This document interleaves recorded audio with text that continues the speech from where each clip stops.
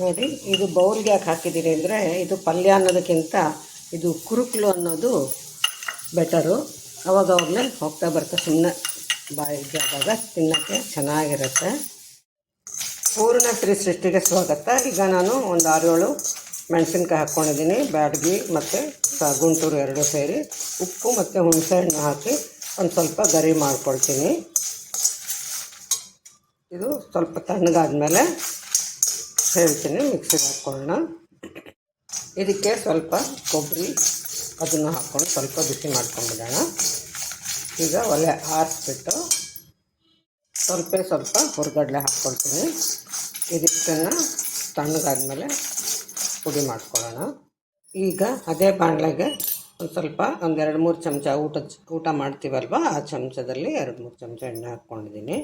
ಇಲ್ಲಿ ಹೆಚ್ಚು ಕಮ್ಮಿ ನುಗ್ಗೆ ಸೊಪ್ಪು ಒಣಗ್ದಂಗೆ ಆಗಿದೆ.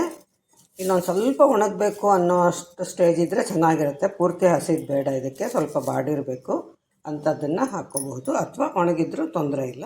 ಎಣ್ಣೆಗೆ ಸಾಸಿವೆ ಹಾಕಿದ್ದೀನಿ, ಅದು ಚಿಟ್ಕುಟ್ಟಿದ ಮೇಲೆ ಈ ಸೊಪ್ಪನ್ನು ಹಾಕ್ಕೊಳ್ಳೋಣ. ಉರಿ ಮಾತ್ರ ತುಂಬ ಕಮ್ಮಿ ಇರಬೇಕು, ಎಷ್ಟು ಕಮ್ಮಿ ಆದರೆ ಅಷ್ಟು ಒಳ್ಳೆಯದು.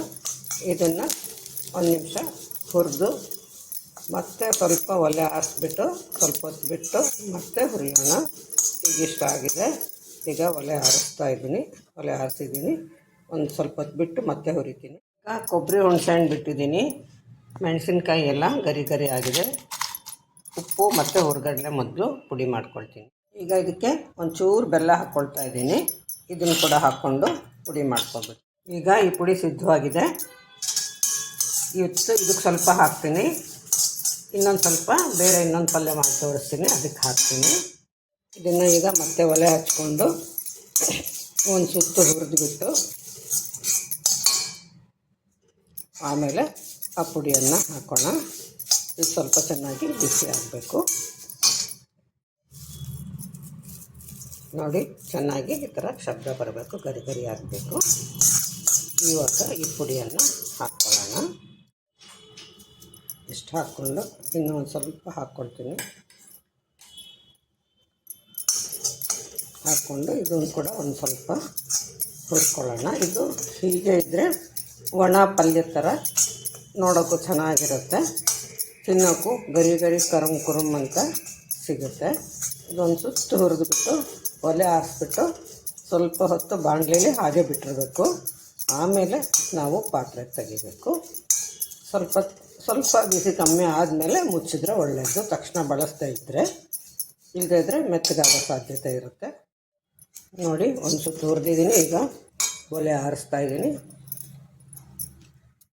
ಈಗ ನುಗ್ಗೆ ಸೊಪ್ಪಿನ ಒಣ ಪಲ್ಯ ಸಿದ್ಧವಾಗಿದೆ. ಸುಮ್ಮನೆ ಕೂಡ ತಿನ್ನಬಹುದು, ಅನ್ನದ ಜೊತೆಗೆ ಬಿಸಿ ಅನ್ನಕ್ಕೆ ತುಪ್ಪ ಹಾಕ್ಕೊಂಡು ಕಲಿಸ್ಕೊಂಡು ತಿನ್ನಬಹುದು. ನುಗ್ಗೆ ಸೊಪ್ಪಿನ ಒಣ ಪಲ್ಯ.